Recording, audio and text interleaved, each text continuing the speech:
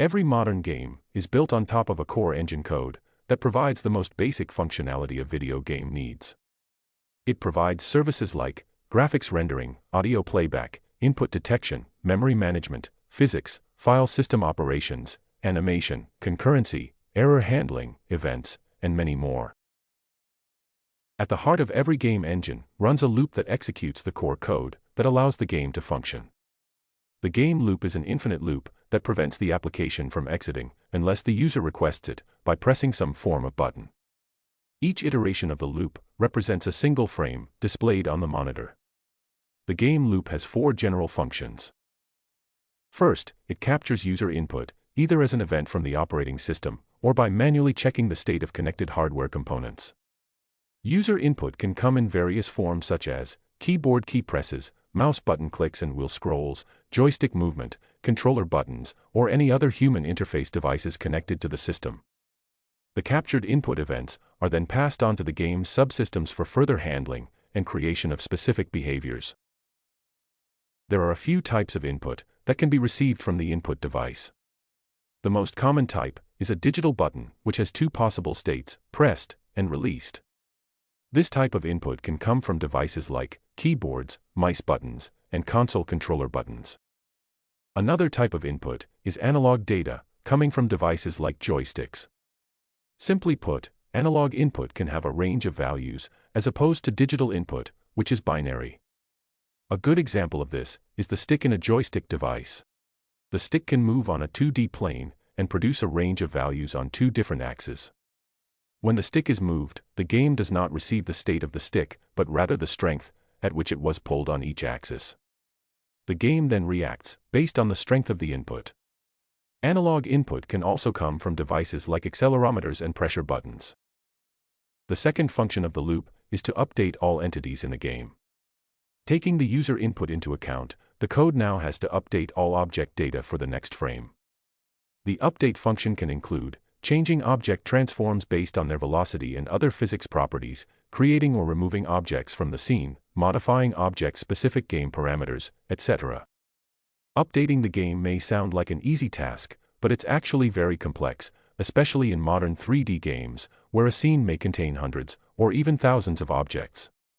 For example, detecting collisions between thousands of objects requires a very efficient and robust physics system. Modern games typically use an entity component system to manage objects currently found in the scene. In a nutshell, an entity component system splits objects into their components and arranges similar components to be in the same place in memory. For example, if a scene contains 1,000 objects, and every object has a transform in 3D space, it is much more efficient to update all objects if their transform components are found in the same place in memory, as it leverages the CPU's caching capabilities. This goes directly against the traditional object-oriented programming approach taught in traditional programming, where each object encapsulates its own data. The update process also needs to apply specific behavior for every object in the scene. This is done by attaching scripts to objects. A script defines the behavior of an object over time. During the update process, scripts are executed, and their data is modified to reflect the current state of the object. During script execution, the code has to take into account objects that were created or destroyed in the same or previous frame. New objects that are not taken into account may miss collision detection or interaction with other objects, while destroyed objects can cause the code to break because of an attempt to access a deleted object. After the user input is handled and the game data is updated, it's time to render the scene and display it on the screen. The third function of the loop is to render the scene. This is usually the computationally intense part of the loop, and sometimes creates drops in the number of frames drawn each second. Each frame you see on the screen is rendered by the GPU, unless the game starts with very specific CPU rendering settings. But the game itself, as with every piece of code, runs on the CPU. So how does the graphics information flow from the CPU to the GPU? Nowadays, there are several graphics APIs games use to communicate between the CPU and the GPU. Some notable examples of graphics APIs are OpenGL, DirectX, Vulkan, and Metal. Each one of these APIs specifies a set of functions, allowing the game's code to transfer commands and data between the CPU and the GPU. The game's code uses these low-level functions, provided by the GPU manufacturer, to send the needed graphics data from the CPU to the GPU each frame.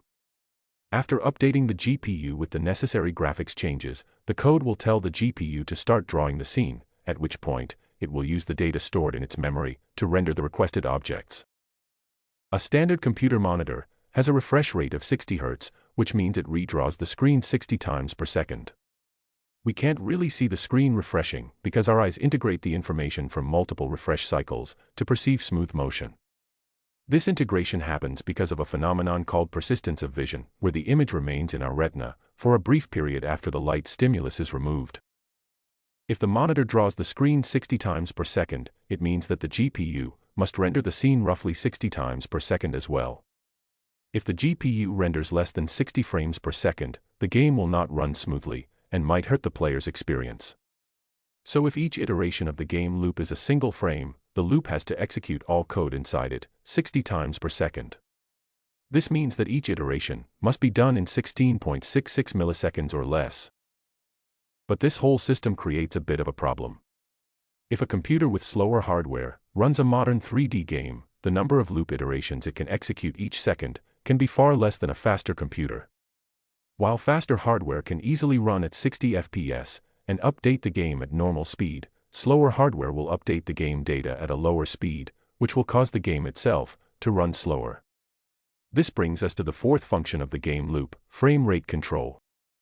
Let's look at a simple example to understand the problem better. A standard game frame rate is 60 FPS, which means it executes roughly 60 game loop iterations per second. A game has a 2D player character that can move left or right. Pressing the right arrow moves the character 4 pixels to the right, and pressing the left arrow moves it 4 pixels to the left. Remember, user input is checked only once per frame, so the character will move exactly 4 pixels each frame. On a fast computer, pressing the right key for 1 second should result in the player moving 240 pixels to the right. On the other hand, if the game runs on a slow computer at 30 FPS, the player will only move 120 pixels.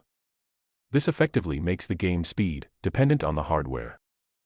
While there is no easy way of making slow computers run faster, there is a relatively easy way of locking the game speed to a constant rate, regardless of the performance of the underlying hardware. This is done by coupling the entity update process with the frame rate. At the beginning of each frame, a timer is started to measure the duration of that frame. The duration of a frame is famously known as the delta time. During the next frame, the delta time value is passed to the update method, which then subsequently passed down to all submodules. Then, each object needs to take the delta time into account when updating the transform, physics, or any other frame rate dependent variables. Now we are no longer talking about moving the character a constant number of pixels each frame, but rather moving it at a certain rate, namely, pixels per second. To lock the character's movement rate, all we need to do is multiply the target number of pixels per second by the delta time. In our example, we want the character's movement rate to be 240 pixels per second. Here is the calculation. You can see that the slower computer moves the character 8 pixels each frame, instead of 4 pixels, to compensate for the low frame rate. After 1 second, the character on both computers moved the same 240 pixels. So while the game on the slower hardware might not run as smoothly as on the faster hardware, the speed of the game is guaranteed to stay the same. So the code can deal with the performance differences between computers, but what about limiting the frame rate on a single computer? After all, we don't want games to run at the maximum possible speed. That's a waste of resources. Running at high speeds means that the game loop will be executed more than the monitor's refresh rate, which in our previous example was 60 times per second. To limit the frame rate, the code will intentionally hold back the execution of the loop. The code already measures the frame duration, and we know that the target duration of a frame is constant. So all that is needed is a non-blocking delay function that will wait for the remainder of the time and keep the actual total frame duration constant. For example, if a game runs at 120 FPS, each frame takes 8.33 milliseconds to execute. If we want a frame rate of 60, we need to make the frame last for 16.66 milliseconds. So the code simply calls an external function that will cause a delay of another 8.33 milliseconds at the end of the loop, and now each frame takes 16.66 milliseconds, making the game run at a maximum of 60 FPS. So how would the game loop look in code? Let's take a look at some pseudocode that represents the logic we discussed. This game loop is far from complete, and certainly doesn't represent modern games and game engines accurately. There are many more tweaks and optimizations that game developers apply when creating the infrastructure of a video game. There is a problem in game physics, which somewhat breaks the logic in this loop. Let's say there is a very thin character, running at 240 pixels per second, from the left side of a room to the right side. Every frame, the character moves 8 pixels, assuming a low-end computer running the game at 30 FPS. At the center of the room, there is a wall with a width of 4 pixels. Since the number of pixels the character moves each frame is larger than the width of the wall, the character can potentially be on the left side of the wall in one frame, and appear on the right side of the wall on the next frame, without detecting any collision between them. The obvious conclusion from this example is that the physics system must check for collisions more than once per frame, while interpolating the character's transform. So in this example, if a game runs at 30 frames per second, collision needs to be checked about 60 times per second. But that's not really possible, because the character's transform is only updated 30 times per second. So what's the solution? I'll leave that question for you to think about.